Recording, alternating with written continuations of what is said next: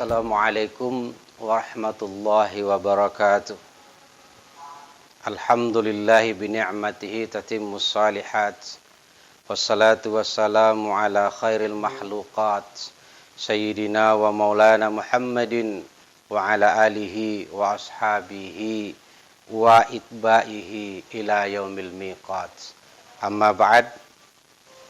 Hadirin kaum muslimin rahimakumullah. Alhamdulillah, sebagai ungkapan puji dan syukur kita kehadirat Allah Subhanahu wa ta'ala, Tuhan yang telah menciptakan dunia ini sebagai tempat untuk beramal, tempat menanam benih-benih kebajikan. Maka siapa saja di antara kita yang melakukan amal kebajikan, sekecil apapun kebajikan itu, niscaya ia akan memperoleh kebajikan itu untuk dirinya sendiri. Dan siapa yang melakukan kesalahan, melakukan keburukan, maka ia pun akan memperoleh ganjaran atas keburukan yang ia lakukan. Dan sekali-kali Allah tidak akan berbuat zalim terhadap hambanya. Maha suci Allah yang menjadikan alam akhirat sebagai tempat pembalasan dan perhitungan amal. Tempat di mana manusia akan menuai apa yang telah ditanam sewaktu hidupnya di dunia.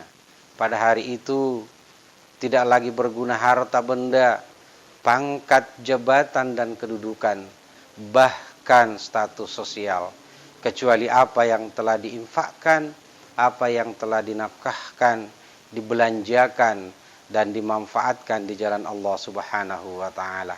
Pada saat itulah amal seseorang akan diperhitungkan, dan siapa yang lebih banyak amal kebajikannya, niscaya ia akan dimasukkan ke dalam surga yang penuh dengan kenikmatan.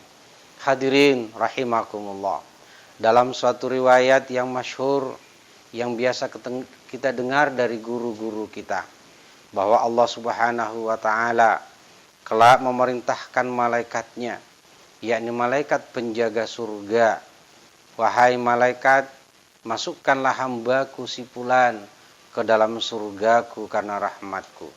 Maka malaikat pun memanggil dan membukakan pintu surga bagi si fulan, seraya berkata, ya fulan, masuklah kamu ke dalam surga karena rahmat Allah Subhanahu wa ta'ala. Mendengar hal tersebut, si fulan kemudian protes dan berkata, wahai malaikat, aku telah beribadah menyembah kepada Allah Subhanahu wa ta'ala selama 40 tahun. Selama itu saya puasa, membayar zakat, mendirikan sholat, bahkan seluruh salat fardu saya laksanakan secara berjamaah di masjid, dan saya sudah haji pula. Tapi kenapa saya dimasukkan surga karena rahmat Allah? Bukankah surga ini memang pantas untukku? Mendengar protes si fulan tersebut, malaikat pun menghadap Allah dan menyampaikan pengaduan si fulan tadi. Lalu Allah memerintahkan kepada malaikatnya, kalau begitu, ayo mari kita berhitung seberapa banyak ibadah yang pernah dilakukan dibandingkan dengan nikmat yang telah aku berikan kepadanya selama hidupnya di dunia. Alhasil, singkat cerita, maka ditimbanglah amal kebajikan si fulan tadi. Salatnya, puasanya, zakatnya, hajinya, dan amal-amal kebajikan yang lainnya. Ternyata hadirin rahimakumullah, amalan-amalannya si fulan tersebut dibandingkan dengan kedipan matanya masih lebih berat timbangan nikmat kedipan mata tersebut dibandingkan dengan amal ibadah yang dilakukannya selama 40 tahun. Melihat kenyataan tersebut, malaikat pun berkata kepada si fulan, gimana? Masih belum puas? Kira-kira begitulah andaikan bahasa kita. Maka saat itu pula si fulan lalu menyadari bahwa pengabdiannya selama ini terhadap Allah Subhanahu wa ta'ala tidak ada apa-apanya dibandingkan dengan nikmat Allah Subhanahu wa ta'ala yang telah diberikan kepadanya. Akhirnya si fulan pun mengakui bahwa kalau bukan karena rahmat Allah, maka surga ini tidak akan mungkin kita dapatkan. Dan ini pun adalah nikmat pemberian Allah Subhanahu wa ta'ala. Dari kisah ini hadirin rahimakumullah, dapat kita pahami bahwa betapa banyak nikmat pemberian Allah Subhanahu wa taala kepada kita. Jika ini kita bandingkan dengan ibadah yang kita lakukan, maka sudah barang tentu tidak akan mampu mengimbanginya. Baru kedipan matanya sudah habis amal ibadahnya yang dilakukan selama berpuluh-puluh tahun. Belum lagi nikmat penglihatan, nikmat pendengaran, nikmat sehat, dan lain sebagainya. Olehnya itu hadirin rahimakumullah, di bulan Ramadan ini, mari kita tingkatkan kualitas dan kuantitas ibadah kita sebagai bentuk pembuktian akan kesyukuran kita terhadap nikmat Allah Subhanahu wa taala yang tak terhingga banyaknya.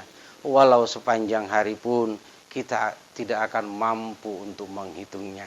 Wa in ta'uddu ni'matallahi la tuhsuha. Hadirin kaum muslimin rahimakumullah, sejenak kita mengintrospeksi diri.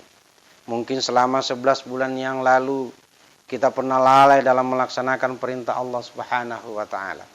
Mungkin kita pernah melakukan sesuatu yang melanggar larangan Allah. Kita mungkin pernah melakukan kesalahan dan dosa, baik yang disengaja ataupun tidak disengaja. Maka saatnya lah di bulan Ramadan ini kita gunakan untuk memohon pengampunan, bertobat kepada Allah Subhanahu wa taala, lalu kita melakukan ketaatan dengan menjalankan ibadah puasa di siang hari Ramadan dan mendirikan salat sunnah tarawih di malam harinya, serta berbagai amalia lainnya yang kita lakukan dengan dasar iman dan hanya karena Allah Subhanahu wa taala semata. Semoga itu menjadi jalan, menjadi wasilah bagi kita agar kesalahan dan dosa yang pernah kita lakukan dapat diampuni oleh Allah Subhanahu wa taala. Rasulullah sallallahu alaihi wasallam telah mengingatkan kepada kita lewat sabdanya, "Syahrul Ramadan, syahrun kataballahu lakum siyamahu wa sanantu alaikum qiyamahu, faman shamahu wa qamahu imanan wa ihtisaban kharaja min dzunubihi kayaumi waladatu ummu." Bulan Ramadan, bulan di mana Allah Subhanahu wa taala mewajibkan kita untuk berpuasa dan disunnahkan untuk salat tarawih pada malam hari. Maka siapa yang berpuasa dan mendirikan salat sunnah tarawih dengan iman dan hanya semata-mata karena Allah sebagai tujuannya, maka ia akan keluar dari dosanya, dibersihkan dari dosanya sebagaimana bersihnya ia ketika baru lahir dari rahim ibunya, bersih tanpa dosa. Pada hadis yang lain Rasulullah sallallahu alaihi wasallam bersabda, "Man shoma ramadhana imanan wa ihtisaban, ghufira lahu ma taqaddama min dzambi." Barang siapa yang berpuasa di bulan Ramadan dengan iman dan hanya semata-mata karena Allah sebagai tujuannya, maka ia diampuni dosanya yang telah lalu. Hadirin rahimakumullah, bulan Ramadan, bulan di mana Allah wajibkan puasa yang termasuk salah satu rukun Islam. Bulan di mana setan-setan dibelenggu, pintu-pintu surga dibuka dan pintu neraka ditutup. Dalam arti kata, pintu kebaikan terbuka lebar bagi siapa saja yang ingin melakukannya dan akan diberi ganjaran pahala yang berlipat ganda. Maka dari itu, mari bersemangat dengan kesungguhan untuk mengisinya. Kuatkan tekad menjalankannya agar kita menjadi orang yang benar-benar mewujudkan tujuan daripada puasa itu, yakni menjadi orang yang bertakwa kepada Allah Subhanahu wa taala, menjauhkan kita dari dosa dan kemaksiatan kepada Allah, menyemangati kita dalam beribadah dan menunaikan ketaatan. Ya ayyuhalladzina amanu kutiba alaikumusiyam kama kutiba alal ladzina min qablikum la'allakum tattaqun. Wahai orang-orang yang beriman, kata Allah, diwajibkan atas kamu berpuasa sebagaimana diwajibkan atas orang-orang sebelum kamu agar kamu bertakwa. Hadirin rahimakumullah, demikian yang dapat saya sampaikan pada kesempatan yang baik ini. Mudah-mudahan kita semua diberikan kekuatan, kemampuan, istiqamah dalam iman dan Islam, sehingga kita mampu mengisi bulan Ramadan ini dengan amalan-amalan kebajikan. Lebih dan kurangnya mohon dimaafkan. Dan akhirnya selamat berbuka puasa. Minallahil musta'an walahi tiklan. Wassalamualaikum warahmatullahi wabarakatuh.